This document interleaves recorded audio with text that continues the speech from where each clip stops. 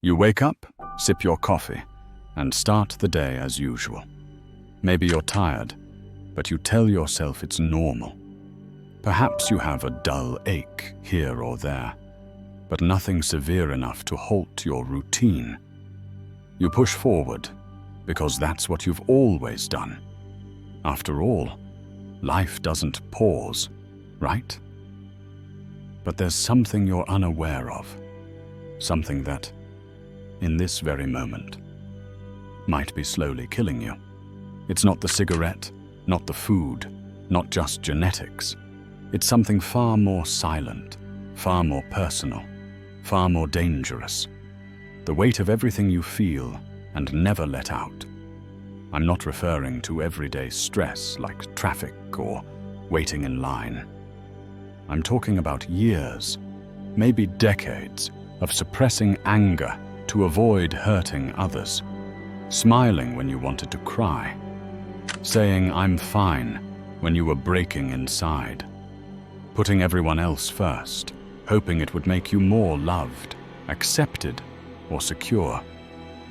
But the body doesn't see it that way. It records every moment you stay silent, every time you erase yourself, every time you pretend you don't feel.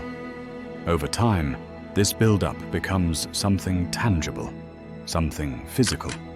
It weakens your defenses, muddles your immune response, and opens the door to illnesses you might think appear out of nowhere. Perhaps you're already noticing the signs: persistent fatigue that won't lift, unexplained pains doctors can't identify, insomnia, sudden anxiety, and a constant feeling of being on edge. You tell yourself it's just stress, as if stress were harmless. But Dr. Gabor Maté, after decades working with terminal patients, uncovered something most people and doctors prefer to ignore. It's not the stress itself that kills you. It's the stress you repress, the inability to say no, to set boundaries, to recognize and express your emotions without guilt. I need you to understand one thing. This is not a conspiracy theory, nor is it some alternative idea. It's science. It's direct observation of real life, backed by decades of research. It's your body telling you what your mouth didn't have the courage to say. And when the body finally speaks, it doesn't whisper. It shouts, sometimes in the form of cancer, sometimes as an autoimmune disease. Sometimes it's a heart attack. Other times it's a last resort to save you from yourself. You might believe you're in control, that you're strong and resilient, capable of handling anything. But the reality is, if you keep living to please others and ignore what you truly feel, your body will take drastic measures to make you stop. And when that moment arrives, it could be too late. Today, I want to teach you how to identify this invisible enemy before it overtakes you, because your body doesn't lie. And if you learn to listen, you can still rewrite your story. Modern medicine takes pride in its technological breakthroughs. Today, it can open your chest, replace a heart valve, and close it up as if performing a mechanical repair. It can map your DNA, forecast genetic risks, and target tumors with millimeter accuracy. All of this is undeniably impressive. Yet, amid this relentless pursuit of objective, measurable answers, it has overlooked a vital aspect: the way your emotional life influences, weakens, or fortifies your body. This is the blind spot that almost no one in the system wants to face, because it's too uncomfortable for both the doctor and the patient. When someone receives a serious diagnosis, the first question often is, why me? The common medical explanation usually relies on three pillars: genetics, bad luck, or external risk factors like smoking, diet, and pollution. This narrative offers some comfort because it shifts responsibility away, making the patient feel like a victim of circumstances rather than an active participant in creating the situation. However, this narrative has a flaw. It overlooks something that Gabor Maté, through decades of working with terminal patients, could not ignore. Maté observed that it didn't matter whether the patient had cancer, multiple sclerosis, severe arthritis, or advanced heart disease. Many of them shared a common life story, stories of individuals who learned early on that to be loved, they had to be useful, pleasant, and harmless. These were stories of people who swallowed their own anger to avoid causing trouble, who smiled to prevent conflicts, and who took on responsibilities that were never truly theirs. People who outwardly appeared strong, altruistic, and resilient often carried an emotional burden that never found release. And here's what medicine tends to overlook. These stories are not insignificant. They don't remain confined to the mind. Instead, they seep into the body, affecting immune function, disrupting hormonal balance, and keeping the organism in a perpetual state of tension. What begins as an emotional strain gradually transforms into a chronic physical condition. It's akin to constantly driving with your foot pressed down on the accelerator. Eventually, something will go wrong. The challenge is that accepting this reality requires medicine to fundamentally change its approach to understanding and treating diseases. It would need to shift from viewing patients as just a collection of organs and test results to seeing them as whole human beings, where mind and body are interconnected. This entails longer consultations, more attentive listening, and greater focus on patients' stories, rather than relying heavily on tests to diagnose. Honestly, this approach conflicts with the current healthcare model, which prioritizes speed, efficiency, and standardization. For the patient, accepting this truth is also painful because it means confronting the reality that in some way, their way of living contributed to their current experience. It's not about blame, it's about responsibility. It's about understanding that ignoring personal limits and suppressing feelings come with a heavy price. It's easier to believe that genes are to blame than to admit that years were spent betraying oneself for acceptance. And this remains one of the greatest dilemmas, even though no one talks about it openly. You keep repeating the same pattern, assuming everyone lives this way, and that feeling exhausted, anxious, and emotionally drained is normal. But your body is already sensing that something is off. If you pay close attention, you'll notice the signs, sometimes subtle but present. Gabor Maté found that a particular profile of person carries this burden even more intensely, increasing their risk of serious illness. In the next section, we will explore this specific profile in detail. If this resonates with you, click the subscribe button and join the channel. Thank you for your support. You likely know someone like this, or perhaps that someone is you. Always present, always willing to help, always smiling even as you feel like you're falling apart inside. It's the person everyone calls too kind, selfless, the family's heart, or the friend who's always there when needed. Yet it's also the person silently bearing a burden no one notices. And according to Gabor Maté, this weight has direct implications for physical health. The pattern often begins early, almost always in childhood. Maybe you grew up in an environment where your emotional needs were overlooked, where crying was considered drama, complaining was seen as ingratitude, and expressing anger was viewed as ugly or wrong. Children in such settings quickly learn that to be accepted and loved, they must be pleasant, calm, and helpful. Over time, they start to shape their entire personality around this survival tactic. They prioritize others, suppress their own feelings, and above all, avoid causing problems at any cost. In adulthood, This becomes an automatic script. You say yes to everything, even when you're exhausted. You take on responsibilities at work that aren't yours because you fear disappointing others. You endure abusive behaviors from family or partners, afraid of losing the connection if you set boundaries. When something hurts you, you swallow it, pretend it doesn't matter, or change the subject. Over time, you no longer even realize you're negating yourself, having grown used to confusing being good with being invisible. And here's the cruelest detail. The body doesn't recognize this game. Every time you suppress a genuine emotion, it perceives it as an internal threat.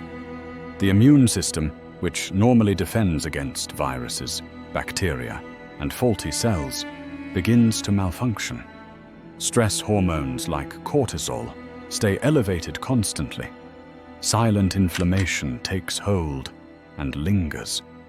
When this state persists for years, it increases the risk of chronic illnesses, cancer, multiple sclerosis, arthritis, and heart disease. Mate noticed that many individuals who maintained this pattern throughout their lives developed serious diagnoses.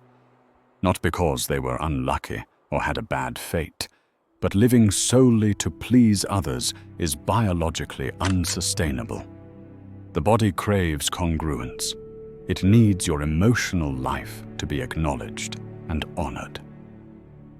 When you insist, "I'm fine," even when you're not, or remain silent just to keep the peace, you ignite a silent war within yourself. Eventually, this internal conflict manifests physically. The most dangerous aspect of this pattern is that, outwardly, it appears virtuous. Others see someone generous, dependable, admirable, yet no one perceives the invisible toll being paid. And since you've become used to defining yourself by how helpful you are to others, changing this pattern feels impossible because it would mean shifting the very core of your identity. But if you refuse to change, the body will take matters into its own hands, and in the most severe way. Now, the crucial question arises: what occurs when the body decides it can no longer obey the commands of your mind? This is precisely what we will explore in the next section, when we examine how the body, when faced with prolonged silence, the body finds its own way to signal enough. The human body is remarkably resilient. It endures far more than it should. Sleepless nights, hurried meals, exhausting days, and sometimes taking a break from work. But it goes deeper than that. It's about changing how you relate to the world, and most importantly, to yourself. This process begins with something simple, yet for many, it feels impossible. It's about recognizing that your needs are just as valid as everyone else's. For most people caught in this pattern, saying no is almost unthinkable. Not because they lack the words, but because deep inside, there's a nearly childlike fear of rejection. You learned long ago that acceptance depended on pleasing others, being helpful, and avoiding conflict. That lesson became etched into your identity. To break free from it means risking displeasure, disappointment, and even losing connections. That's why, even knowing you're hurting yourself, you keep repeating the same patterns. The first step is realizing that caring for yourself isn't selfish. It's essential for survival. You simply cannot keep giving from an empty well. Healthy boundaries don't push away the right people. They only distance those who thrived on your lack of boundaries. This requires courage. The courage to endure the initial discomfort of saying no, to express anger when justified, to accept sadness without shame, and to speak up when something hurts you. Maté highlights that this shift isn't solely emotional. It's physical too. By permitting your emotions to be present, you free your body from a perpetual state of alert. As a result, your hormones balance, and inflammation diminishes, promoting overall well-being. And your immune system begins to work properly again. It's like opening the windows of a house that's been shut for years, allowing fresh air to flow in. Of course, this isn't an instant change. Just as it took years to develop habits that made you sick, it will take time to rebuild a lifestyle that promotes your health. This process includes relearning how to listen to your body. Instead of dismissing its signals, see them as important messages. The persistent fatigue is not laziness. It's a sign your body needs care. It's a plea for a pause. The tightness in your chest isn't weakness. It's a warning. The tear that fights to fall isn't drama. It's truth seeking to emerge. Each of these signals offers a chance to change direction before it's too late. But remember, breaking this cycle demands consistency. One decision or a single act of courage won't suffice. It's a daily choice to honor your integrity. And yes, there will be setbacks, times when you revert to saying yes, just to avoid discomfort. The key difference now is that you understand the true cost of that. Yes, that awareness transforms everything. When you realize that saying no can protect your life, every boundary you set stops feeling like rebellion and becomes an act of radical self-care. It's this sense of urgency, this understanding that the body doesn't wait forever, that brings us to the final part of this conversation. Because ultimately, the question remains, will you listen to your body now, while there's still time? Or will you wait until it screams so loudly that turning back becomes impossible? Your body never lies. It has always been honest. From the first signs, those strange feelings of fatigue, the unexplained pains, the sudden surge of anxiety, it's been trying to get your attention. Yet we have a dangerous talent for ignoring what's obvious. When we do so for too long, the body's patience wears thin. It doesn't care about your schedule, your fears of disappointment, or what others expect. Its single purpose remains to preserve your life. And if it has to, it will force you to stop. Gabor Maté revealed something many prefer to ignore. Illness, in many cases, is the body's final attempt to save you from yourself. It's not an enemy, but a messenger that arrives exhausted, tired of repeating warnings you refused to hear. The issue is that when it finally shouts loud enough for you to notice, the message might come with a diagnosis that alters everything. You can choose not to believe it. You might tell yourself it's an exaggeration, that it's just stress, that everyone goes through this. But deep down, you know it's not quite true. In the quiet of the night, a feeling lingers that something is off. You sense you're living on the edge, pushing yourself beyond what's safe, pretending everything is okay when it's not. And at this moment, a choice presents itself. Will you wait until your body screams louder? Or will you listen now, while there's still time to change direction? The truth is, no one can make this decision for you. No doctor, no therapist, no video can do it either. But I can remind you that every boundary you set, every time you choose to honor your feelings, every no you say when something hurts you, these are investments in your well-being and your life. Your body responds.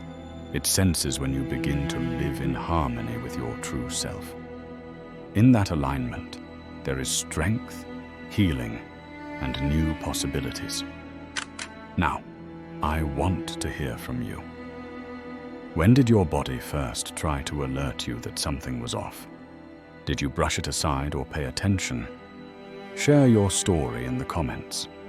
Your experience might help someone who needs to hear this today. If this video resonated with you, The next one is equally important. It will explore this topic even further and could be the key to understanding what's happening inside you. So stay tuned. I'll see you there.